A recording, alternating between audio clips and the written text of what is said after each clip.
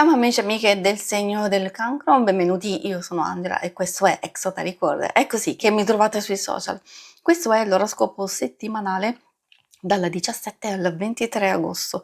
Prima di iniziare vi ricordo che è una stesa generica, prendete solo ciò che vi risuona, se volete potete integrarla col vostro ascendente per avere più informazioni. In descrizione trovate le recensioni dei mazzi usati, i link per acquistarli e i link dei playlist per conoscere il significato delle carte della Sibilla Lenormand e della Sibilla italiana. Vi invito a iscrivervi e abbonarvi al mio canale per sostenere il mio lavoro. Vi ringrazio moltissimo se lo farete o lo avete già fatto. E adesso passiamo alla lettura, vediamo come andrà la vostra settimana, quindi le energie principali e poi vedremo i segni zodiacali da attenzionare, l'amore, il lavoro e le finanze. Il nostro punto di partenza è proprio questa bellissima carta dei pesci. E che cosa vuol dire? Ci porta soddisfazione, progressione, indipendenza, l'arrivo di qualcosa di positivo.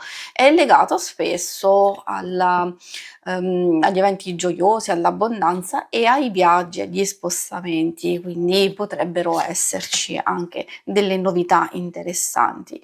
Abbiamo l'ancora a metà settimana, spesso è l'ottenimento di risultati oppure la possibilità di fermarsi un attimino, fare un po' di valutazione e ordine e quindi programmare i prossimi passi. Può riguardare un ambito della vostra vita, può anche riguardare una nuova ripartenza oppure un cambiamento abbastanza importante che in qualsiasi circostanza con la carta della nave o del battello spinge in avanti i nostri desideri. Quindi si vede proprio questa fase di miglioramento, si vede anche una buona fase di cambiamento importante. Ci possono essere anche dei nuovi desideri e delle nuove possibilità che vi porteranno, se non diciamo non subito, prossimamente degli ottimi risultati. I segni zodiacali da attenzionare sono principalmente quelli di acqua, anzi diciamo che sono abbastanza dominanti, cancro, scorpione e pesci. Gli altri non è che non avrete a che fare, vuol dire che più o meno ci si può aspettare le stesse situazioni dalla fase precedente, quindi invece questi sono proprio quelli dominanti da valutare nel bene o nel male. Procediamo con l'ambito amore. In questo ambito vediamo amore coppia single e alcune cose ricordo possono fare riferimento anche alle relazioni più importanti di amicizia e famiglia, quindi consiglio sempre di ascoltare. Giacinto e Glicine sono le carte molto positive, si parla di gioco, di positività, di aspettativa romantica, anche di seduzione, quindi per le coppie vuol dire che c'è desiderio, c'è una buona intesa, ci possono essere anche delle belle sorprese.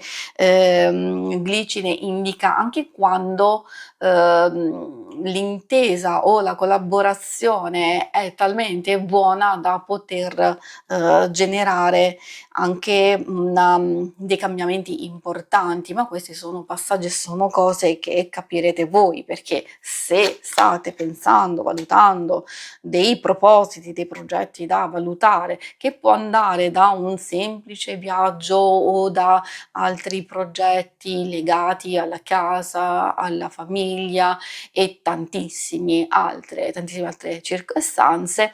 Quindi questo è un ottimo momento proprio per favorire tutto questo.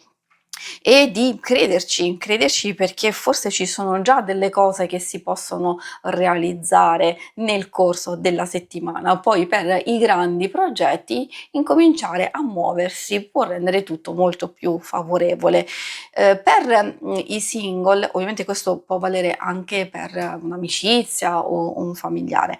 Per i single può essere una settimana abbastanza interessante, buono per chi ha già una conoscenza in corso, che le cose possono procedere, continuare e far crescere, evolvere questa relazione, questa conoscenza. Per chi non ha nessuno, ci può essere un nuovo interesse, un coinvolgimento, un qualcosa, che, può attirarvi tantissimo, e quindi questa nuova attrazione potrebbe svilupparsi in modo interessante, soprattutto successivamente. E adesso andiamo a vedere la parte più pratica del lavoro e delle finanze.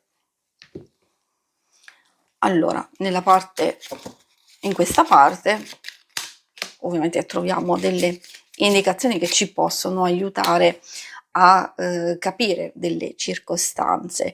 In questo caso, avendo delle carte abbastanza opposte, secondo me non dobbiamo assolutamente spaventarci, anche perché la maggior parte sono carte molto positive, quindi vuol dire che la carta della morte può indicare un passaggio che state cercando come cambiamento, oppure che all'inizio potrebbe essere un po' pesante, un po' fastidioso, però poi accenderà fiducia e speranza per il futuro.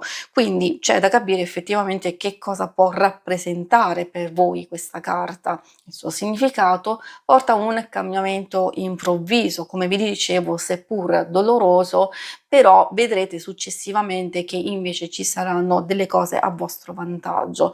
Potrebbe esserci magari un distacco, per chi non ha ancora avuto la possibilità di magari andare in vacanza e di spostarsi, potrebbe essere positivo, perché vedendo delle carte di movimento e di spostamento può anche indicare una cosa del genere.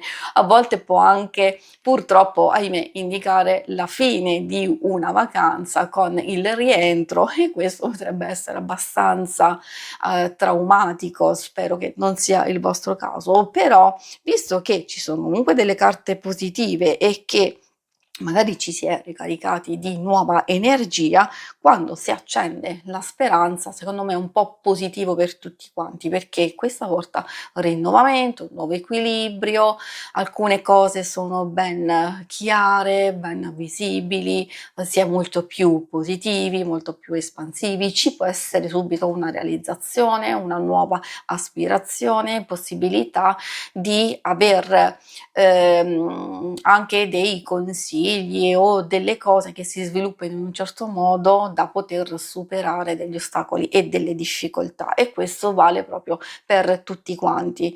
Magari soprattutto per chi è alla ricerca di lavoro, c'è una fase in cui ci si può divertire, ci si può ricaricare di queste nuove energie di fiducia e di speranza, e c'è il passaggio al rimettersi in moto nella ricerca. Sì, è vero, potrebbe essere un po' complesso, però già che c'è questa carta vuol dire che vi metterete in moto nel verso giusto.